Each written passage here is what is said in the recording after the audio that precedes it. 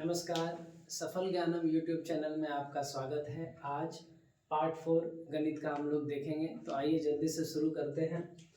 हमने देखा था समकोण त्रिभुज में लंब, आधार और कर्ण के बीच संबंध, जो इस प्रकार था: कर्ण का वर्ग बराबर लंब का वर्ग जोड़ आधार का वर्ग। मैंने बताया था कि इन तीनों में लंब, आधार और कर्ण में जो सबसे बड़ी भुजा होती है वो कर्ण। बाकी दो भुजाओं को आप किसी को भी बड़ा और छोटा मान सकते हैं। इस तीनों में संबंध के साथ साथ आपको यहाँ पर मैंने त्रियक लिखा हुआ है, इस त्रियक को याद रखना है। तो आज हम बारी बारी से इस त्रियक को देखेंगे। इस संबंध में कर्ण का वर्ग बराबर लंब का वर्ग जोड़ आधार का वर्ग में। तो आइए शुरू करते हैं। सबसे पहला त्रियक मैंने लिखा है, अगर लंब 3 हो, आधार 4 हो तो कर्ण 5 हो जाएगा। इसको इस पर हम लोग चेक कर लेते हैं। 2 मैं करूँगा, बाकी आपको कर लेना है चेक पर्पज से, ठीक है। तो आइए, समकोण त्रिभुज इस तरीके से दिमाग में बनाना है। कॉपी में बनाइए, लेकिन पहले ब्रेन में बना लेना है आपको। चलिए लिखते हैं ABC। यहाँ पर समकोण कौन है? B है, ठीक है। अब मैंने बताया था समकोण यानी 90 डिग्री के सामने वाले को क्या करना है? कर्ण। इसका मतलब ये जो कर्ण है ये यहाँ पर चला आएगा। बाकी 3 और 4 को आप कहीं भी रख सकते हैं, तो सुविधा के लिए मैंने यहाँ पर रख लिया दोनों को। अब संबंध चेक करना है ये सही है कि नहीं, तो आइए करते हैं। तो सबसे पहले हम फॉर्मूला को यहाँ लिखेंगे कि कर्ण का जो वर्ग होता है वो लंब का वर्ग और जोड़ आधार का वर्ग के बराबर होता है, ठीक है। तो ये जल्दी जल्दी लिखते हैं। कर्ण के जगह पर क्या लिखना है? 5, 5 का वर्ग हो गया। लंब के जगह पर क्या लिखना है? 3, तो ये 3 का वर्ग हो गया। और आधार के जगह पर 4 लिखना है, ये हो जाएगा 4 का वर्ग। एक बार फिर से कर लेते हैं। समकोण त्रिभुज में यदि लंब का मान 3 हो, आधार का मान 4 हो तो कर्ण का मान 5 हो जाएगा। इसको हम लोग यहाँ पर सत्यापित कर ले रहे हैं समकोण त्रिभुज में। तो मैंने एक समकोण त्रिभुज बनाया। जैसा कि मैंने बताया है या आप सभी जानते हैं कि 90 डिग्री के सामने वाली भुजा को कर्ण कहते हैं, और कर्ण सबसे बड़ी भुजा है। ये वाली जो भुजा है ये सबसे बड़ी है इस त्रियक में। तो जो सबसे बड़ी वाली भुजा होगी वो 90 डिग्री के सामने आ जाएगा। फिर मैंने इस सूत्र को यहाँ पर लिखा। लिखने के बाद जो जो जिसका मान है उसको रख करके यहाँ पर आगे बढ़ते हैं। 5 का स्क्वायर हो जाएगा 25, 3 का स्क्वायर हो जाएगा 9, 4 का स्क्वायर 16। तो यहाँ पर देखने को इस प्रकार मिलता है कि दायां पक्ष बाएं पक्ष के बराबर है। इसका अर्थ ये हुआ कि ये त्रियक हमारे लिए सत्य है। मैंने आपको बताया था कर्ण कभी नहीं बदलता है, आधार और लंब बदल जाते हैं। तो मैंने इसी बात को ध्यान में रख करके यहाँ पर इस अंक को अदला बदली किया है, लेकिन कर्ण को नहीं। तो चाहिए इसको भी एक बार चेक कर लेते हैं। नहीं तो थोड़ा सा हम इसको मिटा लेते हैं। इसी प्रकार मैंने यहाँ पर कर्ण को नहीं बदला, कर्ण अपनी जगह पर है। अब जहाँ पर लंब था वहाँ पर आधार को डाल देते हैं, यानी ये आधार हमारा 3 है, आधार 3 यहाँ डाल दिए, और लंब हमारा 4 है तो लंब यहाँ डाल दिए। एक बार फिर से फॉर्मूला को मैंने लिखा, और कर्ण का वर्ग यानी 90 डिग्री के सामने वाली भुजा का वर्ग ये बराबर हो जाता है लंब यानी 4 का वर्ग, आधार यानी 3 का वर्ग। आप इसको अगर हल कर रहे होंगे तो आपके पास उसी तरीके से फिर 25 बराबर 25 यानी दायां पक्ष बराबर बायां पक्ष आपको मिल रहा होगा। तो इस प्रकार हम कह सकते हैं कि ये भी त्रियक क्या है? सत्य है। उसी प्रकार से आप सभी को चेक कर सकते हैं। तो परीक्षा में ऑब्जेक्टिव बनाना है तो आप इसको याद रख लिए, बहुत आसान है। 3, 4, 5 जहाँ से खत्म हुआ ना, 5 से खत्म हुआ तो 5 से आप शुरू कर दीजिए। 5, 12, 13। त्रियक बनाने का एक नियम होता है कि हम सम संख्या से विषम संख्या से किस प्रकार त्रियक बनाते हैं। क्योंकि अभी परीक्षा नज़दीक है तो मैं इस पर बिल्कुल ध्यान नहीं दूंगा, आपको ये याद रख लेना है। 3, 4, 5, 5, 12, 13, 7, 24, 25 और 8, 15, 17। आप कर्ण को स्थिर रखते हुए लंब और आधार को आपस में बदल लेंगे तो इस प्रकार से टोटल त्रियक की संख्या 8 हो जाएगी। इतना पर्याप्त है आपको परीक्षा में बनाने के लिए। ठीक है, तो अभी जो है ये हो गया। इसके बाद अभी कुछ देर को पहले मिटा लेंगे, उसके बाद हम लोग ये देखेंगे कि इनका त्रिकोणमिति में किस प्रकार अनुपात के रूप में हम देखते हैं। ठीक है, तो चलिए अब इसको फटाफट मिटा देते हैं। आइए इस सीरीज को अब आगे बढ़ाते हैं। तो इससे पहले आपने देखा त्रिकोणमितीय अनुपात के लिए मुझे जो कुछ भी पढ़ना है उसके लिए पहले मैंने आपको बताया समकोण त्रिभुज में लंब, आधार और कर्ण के बीच जो संबंध होता है, साथ ही साथ त्रियक बताया कौन कौन सा, 3, 4, 5, 5, 12, 13, 7, 24, 25, 8, 15, 17। इसको आपको याद कर लेना है। और अभी जो मैं आपको बताऊंगा वो आपके गणित की पुस्तक में त्रिकोणमितीय अनुपात के नाम से अध्याय है। आप अब यूँ समझ लें कि यहाँ से आपका किताब का जो सिलेबस है वो शुरू होता है। ठीक है, तो आइए त्रिकोणमितीय अनुपात को समझें। जैसे मैंने आपको बताया था कि त्रिकोणमिति में हम लोगों को समकोण त्रिभुज को पढ़ना है। अगर आप इसका अर्थ देखेंगे, अनुपात को भी हटा दें, त्रिकोण यानी 3 कोण यानी त्रिभुज, मिति का मतलब मेजरमेंट। जब आप त्रिभुज का मेजरमेंट करते हैं तब इस प्रकार के गणितीय टूल्स, जिसको औजार कहते हैं, गणितीय औजार की जरूरत पड़ती है। अच्छा ये बताइए कि त्रिभुज में 3 भुजाएं और 3 कोण, इसका मतलब है कि इन 3 भुजाओं को और 3 कोण को मुझे नापना है। ठीक है, तो इसके लिए जो हम लोग औजार आज पढ़ने वाले हैं वो है अनुपात, यानी त्रिकोणमितीय अनुपात को आज हम पढ़ेंगे।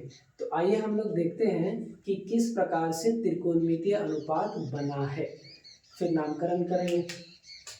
ये हमारे पास समकोण त्रिभुज है A, B, C। ठीक है, मैंने आपको बताया था 90 डिग्री के सामने वाली भुजा को क्या करना है, कर्ण। तो अब मैं यहाँ से चिन्ह का प्रयोग करूंगा, कर्ण को H, अच्छा लंब को P और आधार को B, 3 नाम हमारे पास है। अब इस 3 भुजा के मदद से हमको अनुपात बनाना है, यानी किससे किससे बनाना है, P से बनाना है, B से बनाना है और H से। चलिए अनुपात बनाते हैं। तो कैसे बनेगा, देखिए ध्यान से। एक बार P के साथ हम H लिख देते हैं, यानी P/H, एक अनुपात हो गया। आइए फिर करते हैं, क्या B के नीचे H लिख दें, ये दूसरा अनुपात हो गया। अच्छा ऐसा लिख दें, P के नीचे B, तीसरा अनुपात हो गया। अब ऐसा करते हैं, जितना अनुपात हम लिखे हैं सभी का अंश और हर आपस में बदल देते हैं। तो क्या मिलेगा, H/P, क्या मिलेगा H/B, क्या मिलेगा B/P। आप बताइए कितना अनुपात हम लोग लिख पाए इस प्रकार से, कुल अनुपात बराबर 6। क्या 7वां अनुपात हम लोग लिख सकते हैं, बताइए, कोशिश कीजिए, अगर होता है तो ठीक। 7वां अनुपात संभव है, आप प्रयास कीजिएगा इस विषय पर। 7वां अनुपात संभव नहीं है। इस 3 राशि यानी 3 लंबाई के मदद से हम कुल 6 अनुपात बना सकते हैं। ठीक है, तो हम कह सकते हैं त्रिकोणमितीय अनुपातों की कितनी संख्या हो गई, 6। ये आपको एकदम याद रखना है। क्या, त्रिकोणमितीय अनुपातों की संख्या, अनुपातों की संख्या बराबर 6, एकदम याद रखना है। आगे परीक्षा में ये आ सकता है कि त्रिकोणमितीय अनुपातों की संख्या कितनी होती है, 6। कैसे, तो इस प्रकार से आया। ठीक है, अच्छा अब ये जो अनुपात है ना, इसका त्रिकोणमिति में नाम है, कुछ नाम दिया गया है। क्या क्या नाम दिया गया है, देखिए सबसे पहला होता है साइन। ठीक है, इसी का अनुपात का नाम है P/H। मैं यहाँ पर कोण नहीं लिख रहा हूँ, आपको ऐसे याद रखना है। साइन होता है P/H। ठीक है, आइए फिर होता है कॉस, ये होता है B/H। फिर एक होता है tan, ये होता है P/B है। और साइन का जो उल्टा, ये रेसिप्रोकल कह सकते हैं या व्युत्क्रम कह सकते हैं। तो साइन का उल्टा जो होता है, मैं यहाँ पे लिख रहा हूँ का उल्टा, ये हो जाता है साइन का उल्टा कॉसेक। ये हो जाएगा, आप इसको रिवर्स कर दीजिए, ये हो गया H/P। उसी तरह कॉस का उल्टा, ये हो गया सेक। इसको लिखते हैं, बताइए, इसको रिवर्स कर देना है, H/B tan का उल्टा, ये हो जाएगा कॉट, ये हो गया B/P। ठीक है, पता है साइन का नाम जो है ना वो SINE है, पूरा साइन है ना। कॉस का पूरा नाम है कोसाइन और टेन का पूरा नाम टेंजेंट है। ठीक है, तो हम लोग छोटा छोटा लिखते हैं उसी तरह से। कॉसेकेंट आ जाता है, फिर सेकेंड आ जाता है, फिर ये सेकेंड आपका हो जाता है, ये पूरा पूरा नाम है। तो इससे लेना देना नहीं आपको, हम बस ये देख रहे हैं साइन को हम क्या कहेंगे, किस अनुपात के बराबर होगा। जब भी यहाँ साइन लिखा हो आपके दिमाग में आना चाहिए ये P/H, यानी P/H होता है। साइन होता है P/H, साइन होता है P/H। उसी तरीके से कॉस जो होता है वो होता है B/H। कॉस क्या होता है B/H, कॉस क्या होता है B/H। उसी तरीके से टेन जो होता है वो होता है P/B। क्या होता है P/B, क्या होता है P/B।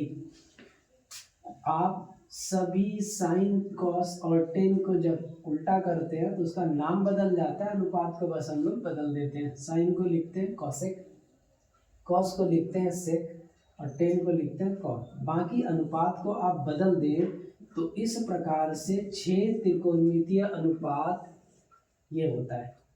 तो समकोण त्रिभुज में सबसे पहले आज हमने जो सीखा है यहाँ पर, वो त्रिकोणमितीय अनुपात की संख्या कितनी होती है 6, और ये 6 का 6 सूत्र बन जाता है हमारे लिए। इस अनुपात को हम अगर साइन लिखते हैं पहला अनुपात को, तो वो क्या कहलाता है P/H। कॉस क्या कहलाता है B/H। टेन क्या कहलाता है P/B। कॉसेक क्या कहलाता है H/P। सेक क्या कहलाता है H/B। और कॉट क्या कहलाता है B/P। देखिए, ये आपको याद रखना उतना ही जरूरी है जिस प्रकार गुणा के काम को करने के लिए हमको पहाड़ा याद रखना पड़ता है। उसी तरीके से त्रिकोणमितीय त्रिभुज को मापने के लिए जो सबसे पहला टूल्स है वो यही है, साइन कॉस टेन और इसका उल्टा। आप इसको याद कर लीजिएगा, याद कर लीजिएगा तो हम आगे बढ़ पाएंगे। अभी इसको देखने के बाद अब हम लोग ये देखेंगे, अभी मैंने सिर्फ यहाँ पर साइन लिखा है, इसके साथ सिर्फ भुजाएं आई हैं, कोण कहाँ पर है, कोण नहीं है ना। तो अभी ये जो मेजरमेंट टूल हमारे पास है ये अभी अधूरा है, ये पूरा नहीं है।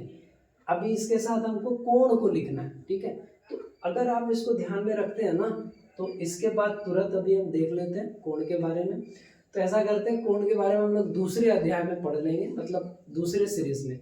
इस पार्ट 4 में इतना ही, आप इसको याद रख लीजिए। ठीक है, उसके बाद अगले पार्ट में हम यहाँ पर कोण को लिख करके, इस त्रिभुज में कोण को लिख करके हम इसको अनुपात को देखेंगे, तब ये पूरा हो जाएगा। ठीक है, तो अभी के लिए इतना ही। लाइक कीजिए, सब्सक्राइब कीजिए। Thank you.